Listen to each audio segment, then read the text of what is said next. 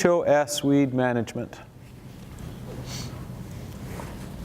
HOS weed management. Okay. It stands for Herbicide-Only Systems.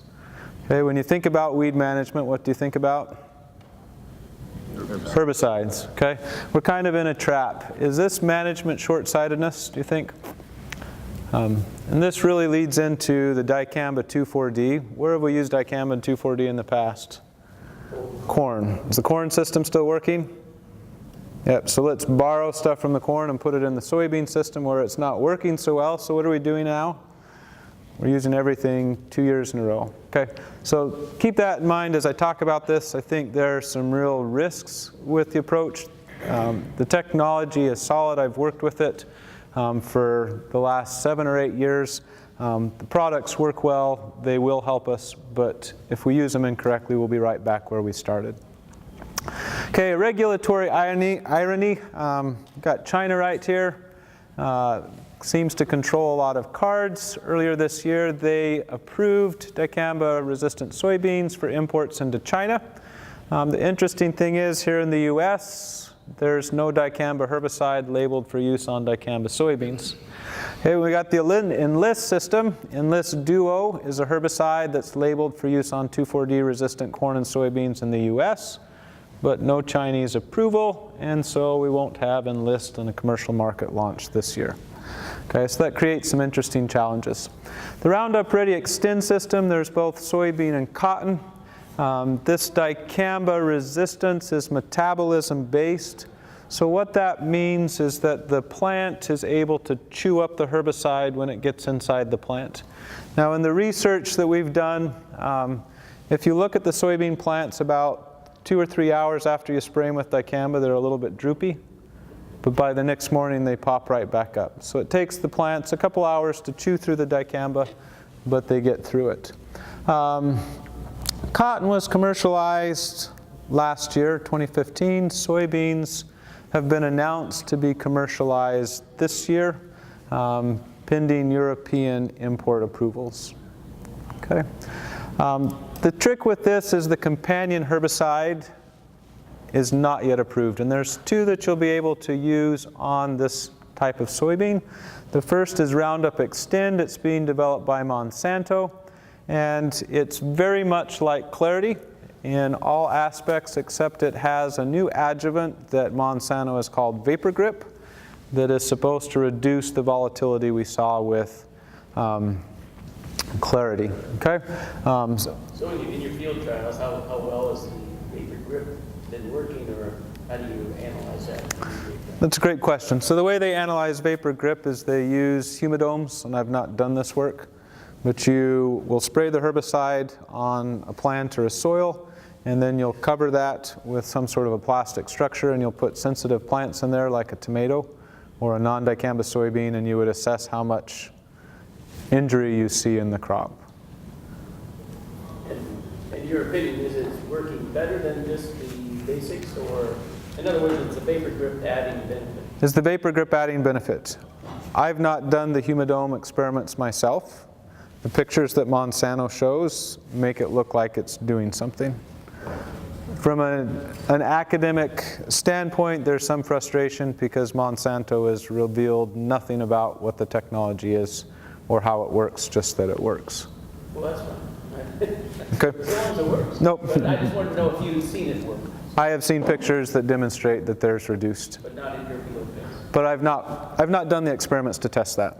I've looked at particle drift. It will go for miles, okay, if you spray it incorrectly. But in terms of volatility, that's what they were trying to do with this. Ingenia is one that BASF is producing. This does not have a laser pointer. It has a new salt. It's the BATMA salt, and I've got some data later on, but you can measure significantly reduced volatility. So it's an order of magnitude better than Clarity. All right, neither of these compounds has been approved by the EPA. When they are released for public comment, typically there's a 30 to 90-day comment period. The EPA reviews those comments before publishing a ruling that would allow us to use the herbicides. So typically a 6-month timeline.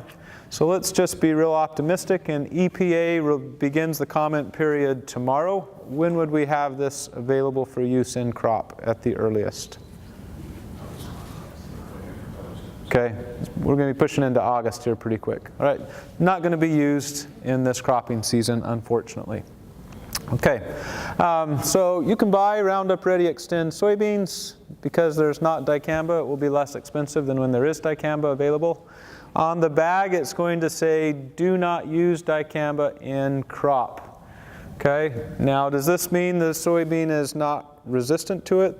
No, soybean will withstand the dicamba application, but there's no dicamba product labeled to spray on soybeans in crop. So if it is sprayed on crop, it would be a violation of the label and the law, and you could have illegal residues, which if were tested could lead to confiscation of your crop. Okay. Last year this was released in cotton in the South, and people in the South have major weed problems with something called Palmer amaranth. What do you think some of them did?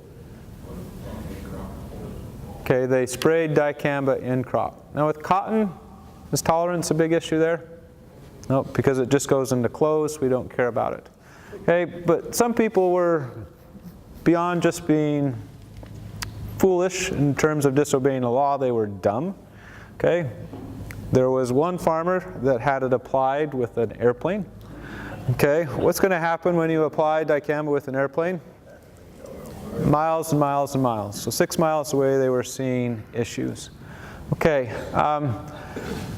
to me this is a huge issue, so I'm going to emphasize this point. If dicamba soybeans come out and they're forecasting roughly 3 million acres, we'll have a couple million acres of cotton down south, and a lot of that gets treated with dicamba. What's that going to say about the ag industry?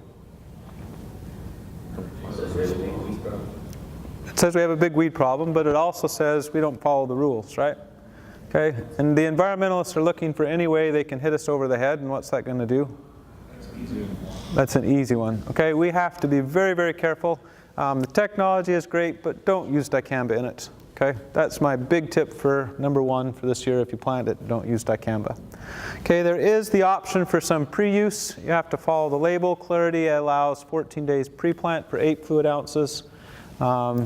28 days if you use 16 fluid ounces. Okay, so that would be an option if you need it for burn down. So really, this year for Xtend beans, we have to treat it like Roundup Ready soybeans, which I would recommend an effective pre-herbicide for your weed spectrum. Okay, the Enlist Systems, this was developed by Dow. There's a soybean and a corn component. The soybeans will be resistant to 2,4-D glyphosate and glufosinate. The timeline, they received approval in 2014, both the Enlist crops and the Enlist Duo herbicide. So this technology, they call it ColXD, and it has a couple of components. One, it reduces the volatility, and they've also included adjuvants that reduce the amount of drift. So this will be the only 2,4-D product that can be sprayed on Enlist soybeans. Okay, in 2015 they stewarded some cornfields if you could use the grain on your operation to feed the livestock, and there was also seed production. We're anticipating the same 2 uses for 2016. Okay, now there's an interesting backstory to this. Some of you are probably familiar with it. So we had the first approval of the herbicide in October of 2014. The same day the EPA announced approval, this was a pretty big deal for the EPA, there was an environmentalist group, the Natural Resources Defense Council, filed a lawsuit in the 9th Circuit Court of Appeals in San Francisco. Why would they choose San Francisco? Okay, it's the most liberal court in the country. Okay, a week later, the Center for Food Safety and Earth Justice also filed a lawsuit. And in this lawsuit, they contend that, and we'll look at this, that the EPA didn't do due diligence. By November of 2015, the EPA is getting nervous about this lawsuit, and they revoked the Enlist Duo label the day before Thanksgiving. Happy Thanksgiving, Dow AgroSciences, right? Okay, so they had an agonizing long weekend while everybody was on holiday in Washington. Then by February 1st, The Ninth Circuit Court of Appeals told EPA you can't revoke the registration and get out of the lawsuit. Okay? So the label is back on, the lawsuit is proceeding. EPA had hoped by revoking the label that the lawsuit could be dropped dead. Okay? That didn't work. All right, this is the perspective of the anti-pesticide lobby. I don't know if any of you have seen this advertisement. Agent Orange had a small component of 2,4-D in it, and so they've tied Enlist corn and soybeans to Agent Orange, which doesn't have a great reputation in the world of herbicides. So this is what our friends on the other side of the issue are looking at. Okay, the lawsuit arguments, they stated that EPA didn't adequately analyze the impacts of 2,4-D on human health. The EPA's response to this was, we've had 2,4-D longer than any other herbicide, we know what it's going to do. There's not a health issue. Okay, they then argue that the approval of the Enlist Duo violated the Endangered Species Act because the EPA did not consult adequately with the U.S. Fish and Wildlife Services.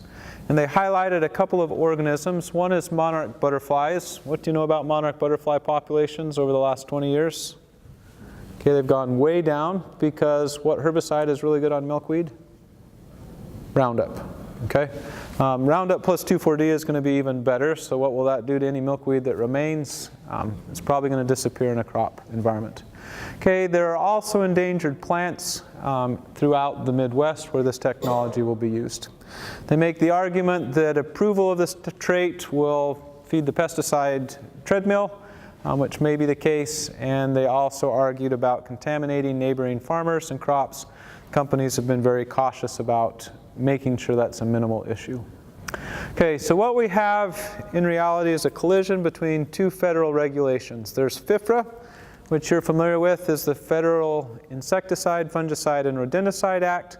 This enables the EPA to register pesticides as long as there's a reasonable certainty of no harm. Okay, it doesn't have to be no risk, just reasonable risk. Okay, there's re-registration every 15 years and a subsequent amendment. Okay, so glyphosate right now is going through that re-registration process. The Endangered Species Act is less flexible. This is from a federal website. It requires federal agencies to ensure that any action they authorize, fund, or carry out will not likely jeopardize the continued existence of any listed species or destroy or adversely modify any critical habitat for those species. Okay, is there any wiggle room in this statement? Not likely. You will not likely. So, if I'm an environmentalist and I can say you spray Enlist Duo and it's going to kill this endangered plant, what is the EPA obligated to do? Show the DuPont. We look at it. Okay. So these are the endangered species in Illinois. Got the prairie bush clover over on the left, the current false aster in the middle, and the eastern prairie fringe orchid on the right. One of these three or multiple of these three occur in most of the counties in the lower part of the state of Illinois. Okay, so they're out there. Do you know if it's by your field? The answer is no, because the federal government doesn't release that information because they're worried that if somebody knew about it, they might plow it up, so they didn't have to worry about it in the future. Okay, so there's a lack of information being out there and a lack of trust that people will do the right thing. All right, the other wrinkle in this is called synergy. So some of you have witnessed this. Say you use a really low dose of atrazine, 0.2 of a pound. Spray it on a field or a plot, you're going to get about 30% control. If I used an ounce of mesotrione by itself, sprayed on a plot, I'm going to get about 30% control. But if I put those two together, voila, I'm expecting 60 and I get 90, that's synergy.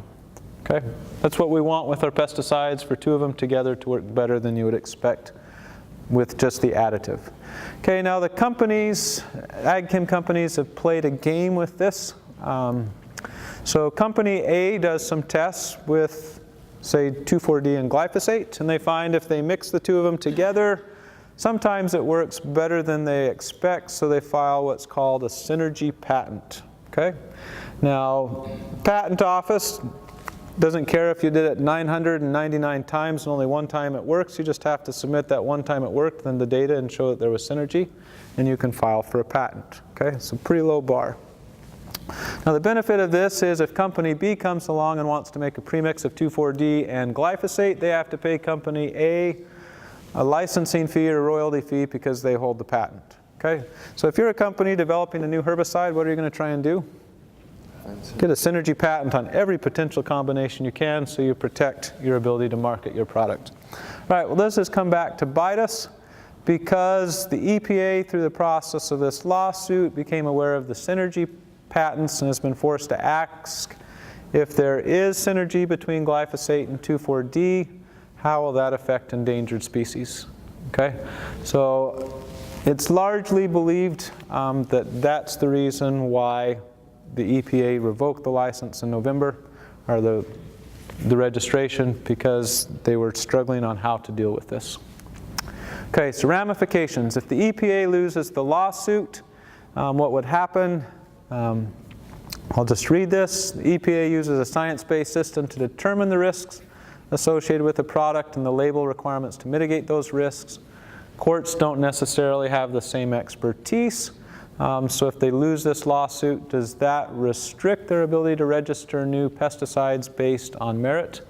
And could the environmentalist groups use this same ploy to impact re-registered pesticides? Okay, so that's kind of the conundrum that's being faced right now. The EPA, I think, wants to do what's right. They want ag to have tools, but they don't know how to deal with these two regulations that are hitting head on. Challenge with this, and I think this is what kind of has floored the EPA, is they did more work with the Enlist Duo label to make that very rigorous than any other label in history. So you may have seen some of these things. There's a 30-foot downwind buffer from any sensitive area. So you've got a woodland over here. Could that be injured by 2,4-D? Okay, maybe it has an endangered species in it, so you have to leave a 30-foot downwind buffer. Okay, so that's something that's required. Specific nozzles, so there's a table on the Enlist Duo label. You have to be within this pressure range using these nozzles in order to apply the herbicide. So you can't just use what's on your sprayer, it has to match this list. Okay, if you want to tank mix Enlist Duo with another product, you have to go to a website that the EPA has approved, enlisttankmix.com, where Dow AgriScience will test your tank mix partner with Enlist Duo in a spray chamber or wind tunnel to make sure you don't get more drift of particles, so that 30-foot buffer is intact. Okay, if you have escapes, there's a system where you have to call your Dow rep. They come out, investigate, and make sure that it's not resistance.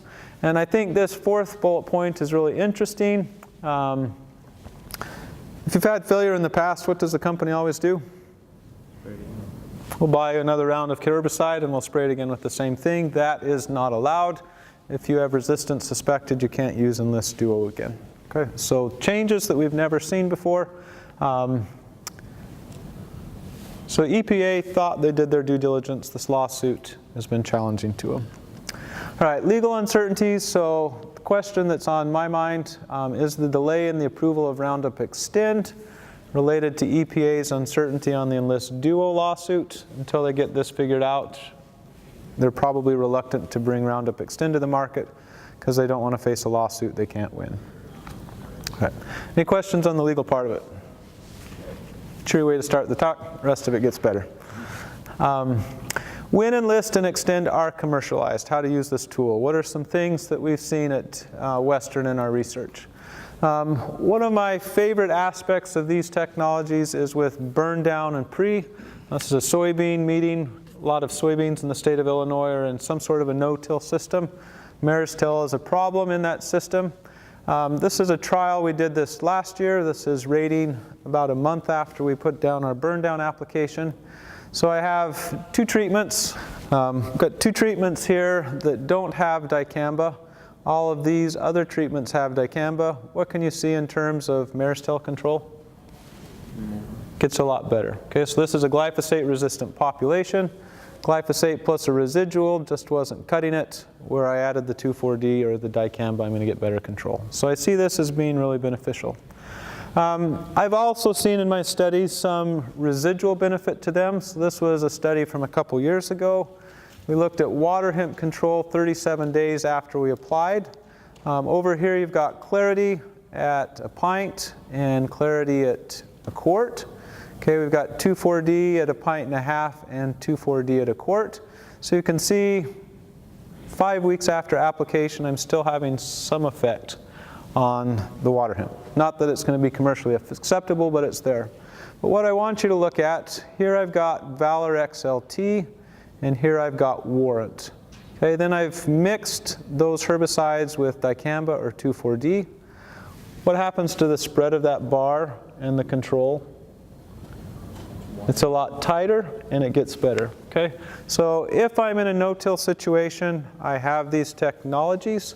I think using 2,4-D and dicamba in a burn-down scenario along with the residual product is going to enhance the quality of that residual product. So, question, what is the, when they're longer or shorter, what did you say? Okay, so this is a box plot type of chart. So if it's really long, it means there's a lot of variability. Some plots look good, other plots didn't look very good. So what you want as a researcher, this is what's pretty.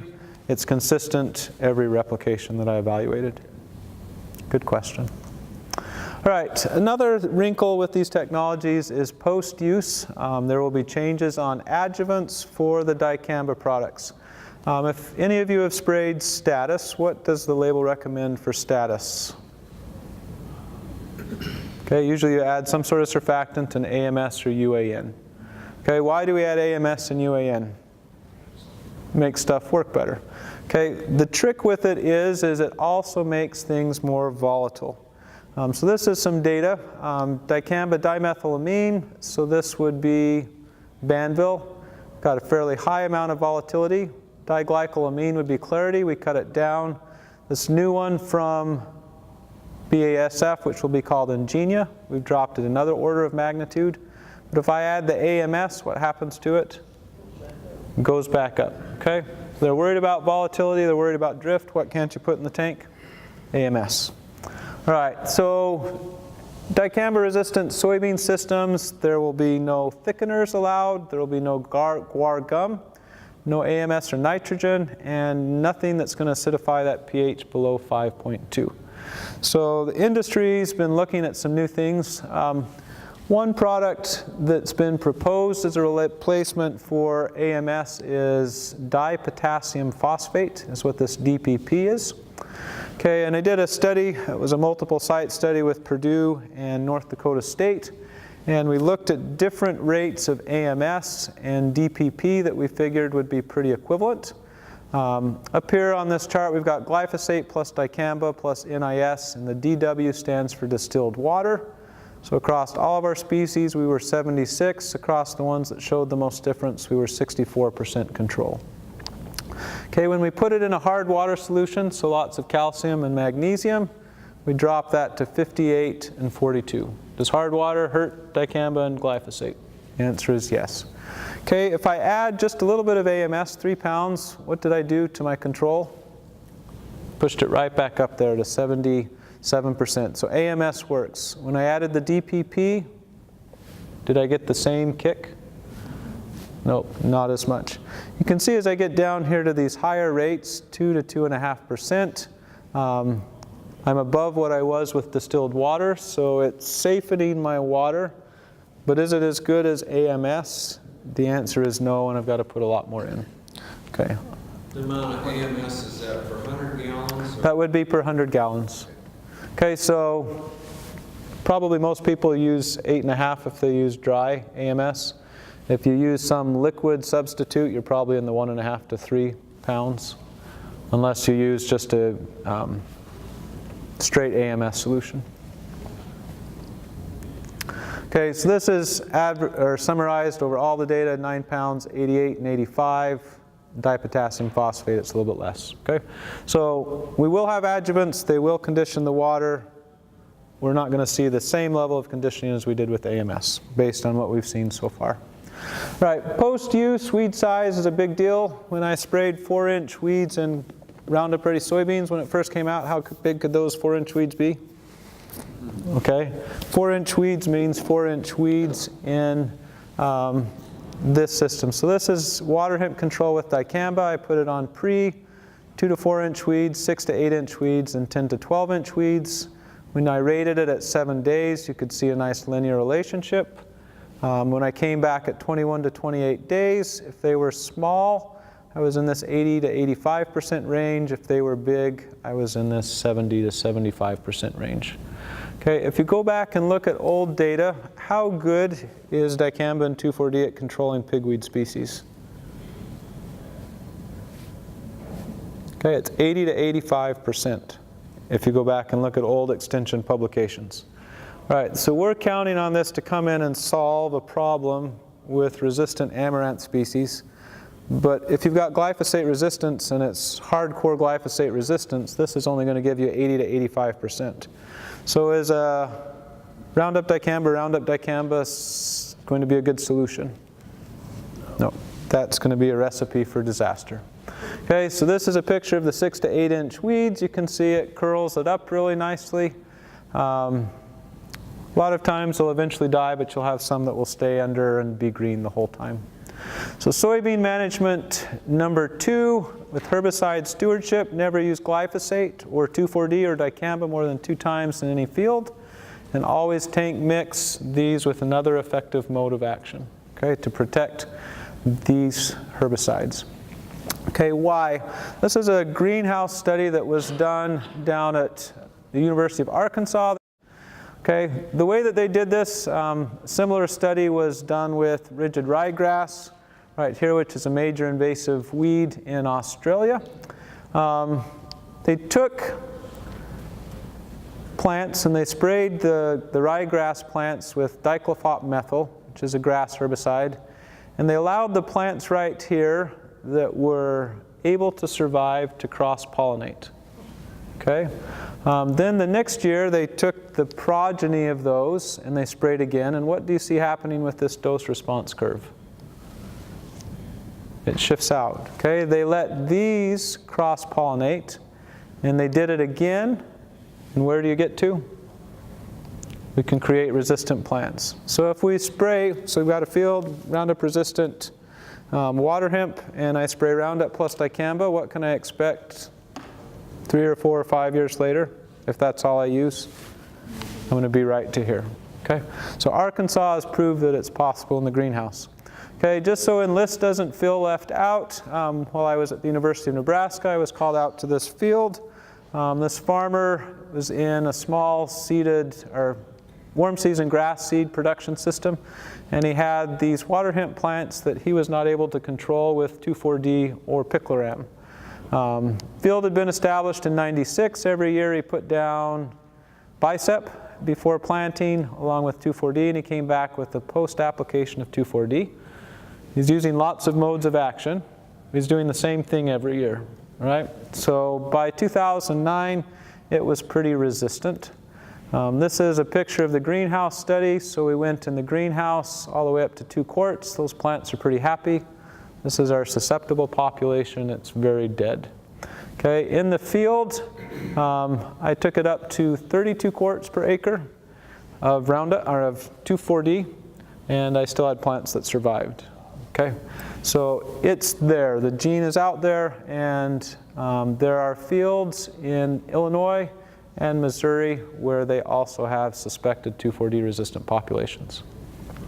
Okay, so the genes are out there. If we use these technologies inappropriately, we'll get resistance. Okay, now we're going to transition to current herbicides. How many of you saw anything like this last year? Okay, do you know what product this is? You hate to say. Okay, so this is our field. This is what you're not supposed to do. So we planted early. This was a soybean seed treatment study. So we were in April 26th. We came back with our Burndown herbicide that was a broad strike Authority Elite type product. And a couple days after we applied the herbicide, we had a nice big rain just as the soybeans were cracking through the soil surface. So this is classic PPO injury. You can look at it up close. Killed off that hypocotyl. and those plants never survived. Where we had residue, they were damaged, but they tended to survive. So I went from a planting population of 160, where I had treated seed, I had about 30,000 plants per acre left. Where I had untreated seed, I was at 10,000 plants per acre. Okay, so I was not happy. I kind of messed up that study. So we replanted it. But it proved to me that seed treatments can increase your yield. Okay, so that leads on to my next topic. Everybody's probably seen this map. We've filled in the state pretty nicely in terms of glyphosate-resistant Waterhemp. The thing that's probably more troubling, and this is 2014 data, and I believe they saw similar in 15, is about half of the fields where we've got glyphosate-resistant Waterhemp, we also have PPO-resistant Waterhemp. Okay, and if we look at the state of Illinois, we know we have ALS. We've had that for 25 years, triazines for 25 years. PPOs are becoming widespread, glyphosate is widespread. We've got pockets of HPPD, and now we've got 2,4-D in at least one field. Right, so Waterhemp has been very adaptable. Now the concern is, what do we use to control Waterhemp in soybeans? If you've got glyphosate resistance, what are you going out with pre? Probably a Valor or an Authority or a Sharpen product. Okay, and what do you come back with post? Foamosapin or Reflex, Cobra. Okay, so what are we relying on for weed control in soybeans? PPO. So this was a study done at SIU that I liked. So they looked at resistant in the gray lines and susceptible populations, and they looked at different application rates of PPO herbicides, so 1/10, 1/3, and 1X. And if you look at this, can we get some control of the resistant populations in the soil with soil-applied herbicides? The answer is yes. Do we get control as good as our susceptible populations? The answer is no. Okay? So why do our soil-applied herbicides work? It's really a dose issue. If I get enough out there, then I'm going to control the weeds. Okay? Now, what can you tell me about Waterhemp emergence? Long period of time. Okay, it lasts for long periods. It's going to go for a couple of months. So am I going to have this full dose the whole time? No. So the concern is I'm selecting for plants back here that have some level of resistance. They're able to survive and produce seed. Okay, so if we think about the selection pressure, I kind of did this. If we look at the pre-products, most of our pre-products include a PPO herbicide. Our post-products that we use for rescue, all of those include some sort of a PPO herbicide. Okay, so the herbicide half-life, so that's how this works, breaks down over time, depends on the herbicide. Here are the rates right here. So Valor would be about 2 to 3 weeks. Sulfentrazone lasts for a long time. Saflufenicil is a couple weeks. Foamosapin lasts for a long time. Cadet, it's there and gone pretty quickly. Okay, but over time we see these herbicides declining. And we know that Waterhemp emerges over a long time, so we're at a perfect storm for low soil herbicide concentrations as Waterhemp emerges, selecting for resistant populations. Okay, so take home for right now. What might we expect to see over the next few years with PPO resistance? Likely will increase some. So how do we deal with this? So we've got non-PPO options in soybeans. Some fields, metribuzin may be a useful tool, but if you've used a lot of atrazine in the past, there's a chance that you've also got triazine resistance Waterhemp. ALS comes with a lot of our PPO herbicides. I rely on these at the WIU farm because we have cocklebur, but we know we've got pretty widespread resistant ALS herbicides in our Waterhemp. Okay, you've got the long chain fatty acid synthesis inhibitors, dual warrant, Outlook, Zidua, Anthem. Okay, these all work. But if we think about it, we're using them both in corn and soybeans. Then you've got the microtubule root inhibitors. Some years these look great, other years they don't. They're not consistent, so they're a little bit frustrating to use. Okay, but if we're thinking about using a PPO herbicide, what should we probably have tank mixed with it to protect the technology? Probably right here, right? Because that's going to provide us some protection. So if it fits with your system, if you've got resistant weeds, to delay widespread resistance, use as full a rate as you can afford, put it on near the time of planting, make it part of a premix or tank mix, especially if you can use one of these grass herbicides that we typically think of that give us activity on Waterhemp. And then always, always, always follow it up with an effective post control so we don't add any weed seeds back into the seed bank that survive both PPOs. Okay, this is some data that I did in collaboration with Brian Young at SIU and Aaron Hager. We looked at fall, early pre-plant, and pre-herbicide applications, and this is the average of Authority XL and Valor XLT. And we looked at water hemp control at planting and then 4 weeks after. Can I put on a herbicide in the fall and get some effect 4 weeks after planting? Okay, I've got 50% control, but that puts a lot of pressure on my glyphosate. Early pre-plant, we came out about 4 weeks before. That looks pretty good. If I put on pre, I've controlled 90% of those plants when I come back from my post. Okay, so one of the things that I think is valuable is we use these technologies, put them as close to planting as we can so we really reduce that population that our post has to deal with. Okay, we also looked at split applications. This was a little bit disappointing, so we would split fall and pre, or early pre-plant and pre. And if you look at this, the split just never matched up to putting on a full dose all at once. Okay, so I don't know, based on the data that we've seen, that there's a lot of value of going over the field twice. Use that full dose a couple of weeks before planting. Right, Liberty Link I think is a reasonable option. It's been in corn for a long time. It hasn't been utilized well in corn, soybeans since 2009. The challenge with Liberty is it works best in warm, humid environments. When I was in Nebraska, this was a no-go because it wasn't humid. But in Illinois, we are humid, so I think we have better options here. Always, you have to start with a strong residual to make this program work. And your post-application timing really needs to be on small weeds. What are concerns that people have about Liberty Link? Most weeds grow faster. Good forage. Okay, so weed growth. So how do I deal with weed growth? Okay, you've got a good residual. Okay, have any of you thought of scheduled weed control? So I put down my pre and I calendar, I'm going to come back in 3 weeks or 4 weeks and spray my post. So I'm going to keep my weeds small. Okay, so that would be one thing. Used to be people worried a lot about yields. We did a strip variety trial at WIU this last year with 3 Roundup Ready and 3 Liberty Links that we used on our farm. And one of the Liberty Link varieties was the winner of the trial. The others were all statistically equal. So I think the variety quality is good for Liberty herbicide now.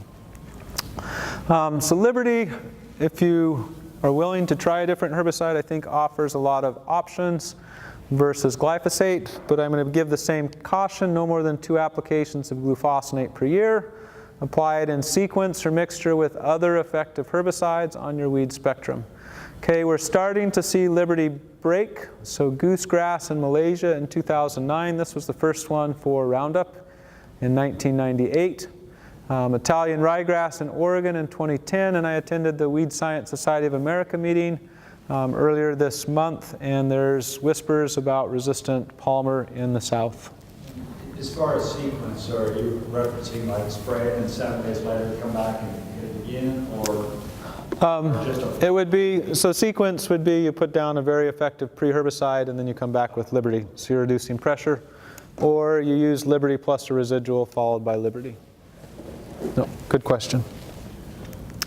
Okay, a few herbicide updates. What's new? Surveil is something that I looked at from Dow this last year.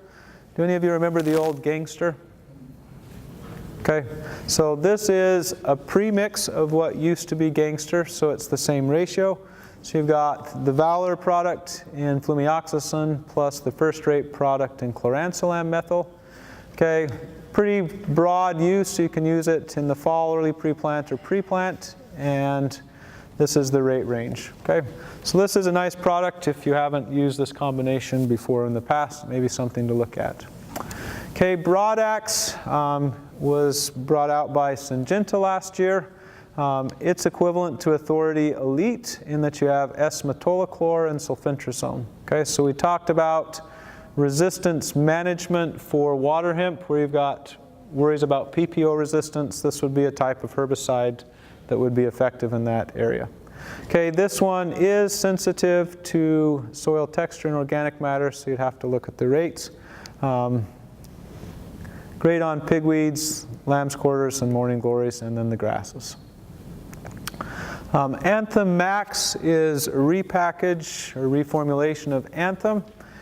So some of you probably have used Anthem, which includes pyroxasulfone, which is a great grass and small-seeded broadleaf, and fluthiacet methyl.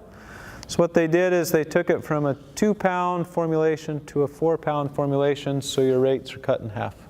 Okay, product works the same, just less material to deal with. And this is a herbicide I've been pleasantly surprised with on a number of occasions. Okay, Warrant Ultra was introduced by Monsanto, so they took Flexstar Reflex, foamosaphin, and they combined it with their acetochlor. Okay, so this can be used pre-plant or post. So if you're looking for a one-pass post option and you still have glyphosate susceptible weeds, this would be a potential product that looks pretty nice. So very good on your pigweeds, morning glories, and lamb's quarters again. Okay, and then one that I've not tested is Bolt soybeans. So this is something that DuPont Pioneer has announced.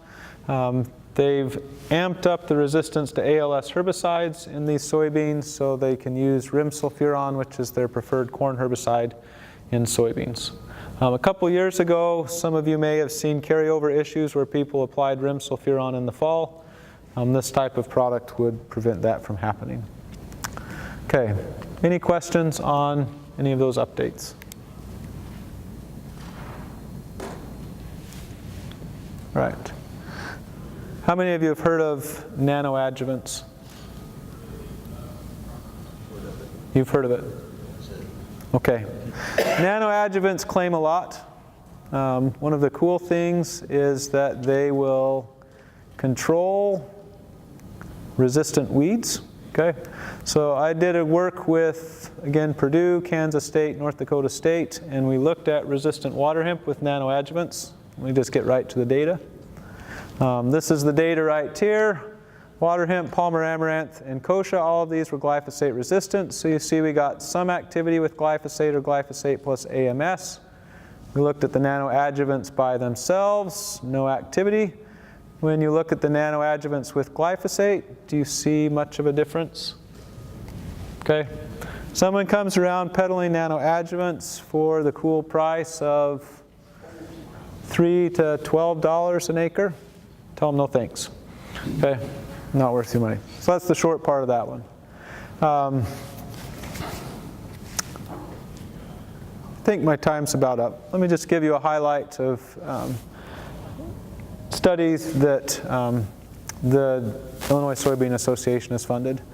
So one of my questions is, cover crops are expensive to plant and remove, and we've got lots of weeds in some of our no-till fields. Could we use winter annual weeds like a cover crop?